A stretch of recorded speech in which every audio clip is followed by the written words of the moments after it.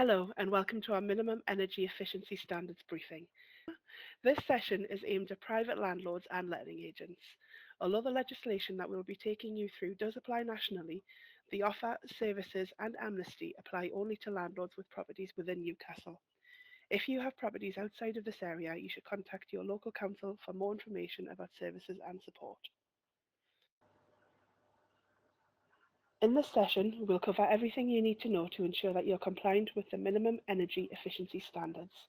We'll look at what APCs are and when do I need one, what are MEES exemptions and how to apply, enforcement and penalties and where to get support.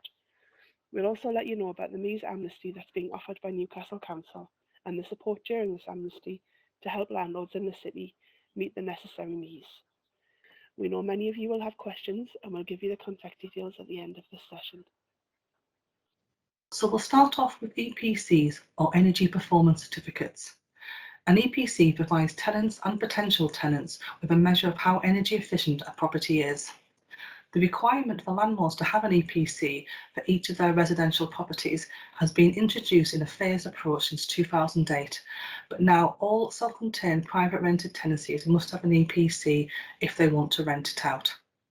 An EPC will last up to 10 years, but if you carry out any improvement works, the landlord should get a new EPC to reflect the new energy rating of the property once the works are completed. An EPC must be carried out by an accredited domestic assessor, and although the fees vary, largely the cost is between £60 and £75 per property. EPCs use a similar visual style to energy ratings seen on electrical appliances such as fridges. The A through to F traffic light provides an at-a-glance information to tenants and potential tenants. It is intended that an EPC lets the tenant know how costly it is likely to be to heat the home and allows tenants to make an informed decision when choosing a property. As the cost of heating and lighting in the home climbs, this will become increasingly important to tenants. An EPC also includes details about how a landlord can make the property more energy efficient. This will include an estimate of the cost of the works to the landlord to carry out the improvement, the saving to the tenant, and importantly, the potential EPC rating after the improvement has been carried out.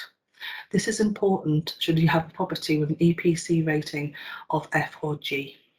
So when does a landlord need an EPC? Since 2008, any self-contained home rented to tenants must have a valid EPC at the time that any new tenancy is granted. This includes issuing renewals to existing fixed-term tenancies or when a fixed-term tenancy becomes a contractual periodic tenancy. You will need an EPC if you market a vacant property, when you come to sell a property, or where the property has undergone modification. A copy of an EPC must be made available to each new tenant and any potential tenant who asks for it during a viewing. There are some limited cases where you might be exempt from requiring an EPC you rent out. These situations are quite limited, and it's important that you understand whether you do or do not need an EPC. It's always best to ask, and we would encourage any landlord with any queries as to whether or not they do need an EPC to contact us at the email provided at the end of this presentation. So, what are MEES? MEES stands for Minimum Energy Efficiency Standards and means that it's no longer enough for landlords to just have an EPC. It means that the EPC must have a minimum rating of E. These regulations were introduced in April 2020 and apply to all self-contained properties rented to tenants. Many landlords had their EPCs carried out several years ago and may not recall the rating received. If you haven't done so already, it's worth spending a bit of time going over all your EPCs to check that they are still in date and meet the MEES.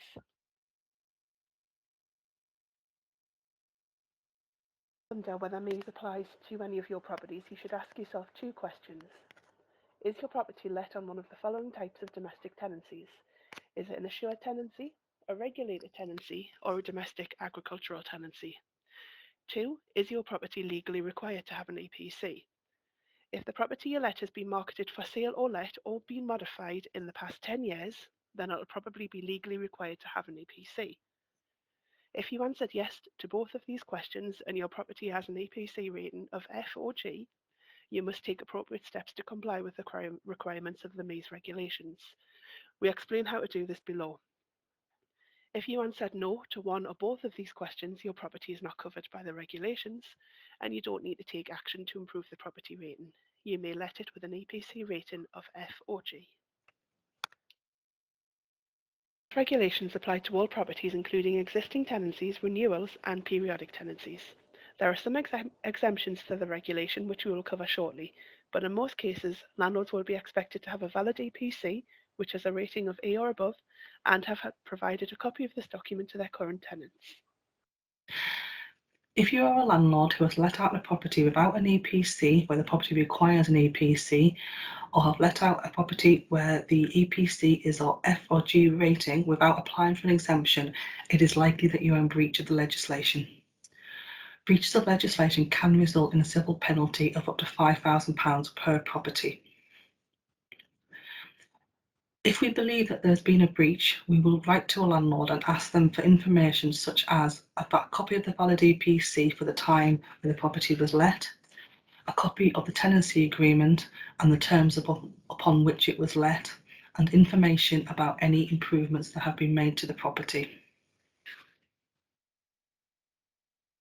So we've covered a lot of information there about MEES and EPCs. For more information and to see the full guidance, you can follow the link in the text below, where you can contact us and the contact details we'll provide to you at the end of this presentation. You might be wondering, what should I do now? We advise any landlord to take some time to check over the EPCs for their portfolio if you haven't reviewed them in a while. Landlords with long-term tenants might find that their EPCs have expired without them realising it or have failing ratings. If it turns out that you haven't got an EPC or that an EPC has expired for a property that requires one, it's important that you arrange for an EPC to be carried out quickly. If you have an EPC with a failing grade, you need to either improve the property or apply for an exemption. We'll cover a little bit more about exemptions in a moment, but if you review your EPC, you'll find it will give you guidance on what improvements can be made, how much they will cost, and what the estimated new grade would be. We would recommend that landlords review this guidance and carry out the improvements recommended. So what about exemptions? In some cases, properties might fall under the MEES legislation but cannot be improved beyond an E for one reason or another. These properties may be exempt from meeting the MEES, but a landlord must register an exemption. There are several reasons, including high cost exemption, all improvements made exemption, wall insulation exemption, consent exemption, devaluation exemption, and a new landlord exemption. Take, for example, high cost works. If the cost of the cheapest improvements exceeds £3,500, you'll need to provide 3 quotes to show your registration. If the cost of several improvements exceeds £3,500, you'd be expected to do those works and then apply for an exemption under all improvements made. Consent exemption would apply where consent is needed but withheld from the current tenant as well as other third parties.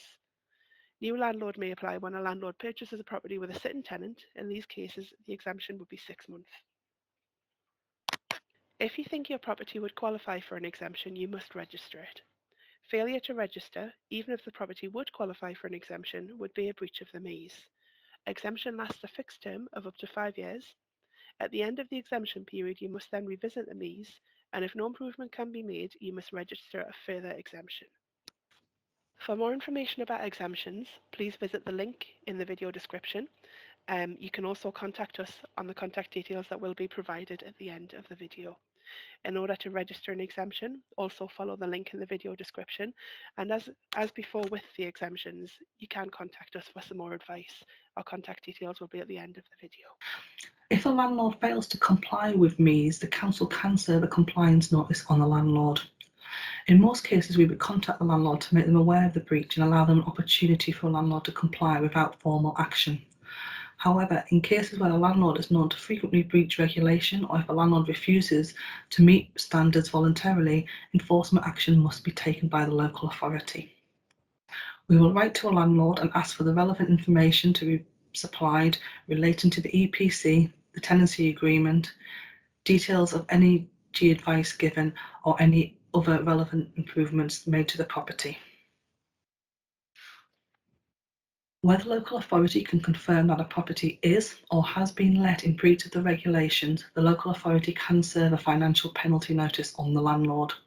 This can be up to as much as £5,000 per property. As I'm sure you'll agree, this is considerably more than the cost of an EPC or the cost of the improvement works required to meet the MEES. We would recommend that all landlords take the opportunity to review their EPCs and ensure that they are valid and compliant with the MEES where applicable. We know that landlords are often unaware of some of the regulations that they should be compliant with, or are nervous in approaching the council for support for fear of enforcement. With that in mind, we have arranged for an enforcement amnesty in regards to the MEES regulation to take place between the 1st of November and 31st of January 2020. During this period, we won't take any new enforcement action against a landlord who has failed to comply with MEES. Instead, we will be offering landlords support and advice and guidance on how to become compliant or, where appropriate, apply for an exemption. In some cases, we will be contacting landlords directly. We'll do this where we think they might have a failing property. In order to do this, we'll use intelligence to highlight those properties we think might have an F or a G rating, or those who have failed to apply for an APC. We will also be promoting the amnesty widely across the city. If you don't get a letter but don't have an APC or have an APC rating of F and G, don't delay, get in touch with us and talk to us right away. We have a number of ways you can choose to engage with us. You can talk to a member of the team. We're more than happy to discuss your property and any concerns you might have around meeting these requirements, any concerns you might have around managing access, and any other issues you may be experiencing within your tenancy. You can access our online landlord toolkit. This is there not just to help you meet MEES, but it's also there to help with other regulations as well as best practice. You can also take a look at our landlord handbook and access the landlord library. Here we have a wide range of guidance documents that are free to download at any time. Make sure you're up to date with all you need to know around housing legislations. You might also want to sign up to our e-bulletin. We provide a monthly update to landlords and letting agents. Using this, we let them know about any upcoming changes to legislations that might affect them, keeping you up to date with local offers, landlord meetings and events, as well as regular reminders. Here's how you can get in contact with us. You can email us or you can go online, and here you can view the various support packages we have. We really hope you found this video useful, and if you have any queries, please don't hesitate to get in touch.